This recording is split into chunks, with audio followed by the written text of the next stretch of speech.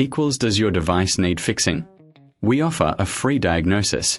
We pick up and deliver right to your door, no calls or travel needed. We send you a quote before repairing, and only go ahead if you approve it. Easy, transparent, and professional. Link in description. To start, power off your PCCOM Revolt 4070 and unplug it. Gather your tools, a screwdriver, a soft cloth, and some compressed air. Begin by removing the side panel. This usually involves unscrewing a couple of screws at the back. Once the panel is off, take a moment to clean the internal components with the compressed air. Dust can cause overheating. Next, locate the fan. It's typically mounted at the top or rear of the case. Unscrew the fan carefully, keeping the screws in a safe place. Disconnect the fan cable from the motherboard. Now, take your new fan and connect it to the motherboard first.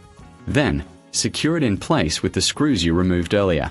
Before closing the case, do a quick visual check. Ensure all cables are tidy and there's no dust left behind. Once satisfied, replace the side panel and screw it back on. Power up your PC and listen for the new fan. It should run smoothly.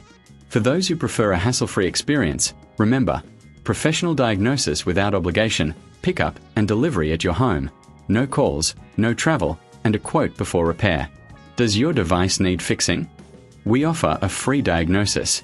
We pick up and deliver right to your door, no calls or travel needed. We send you a quote before repairing, and only go ahead if you approve it. Easy, transparent, and professional. Link in description.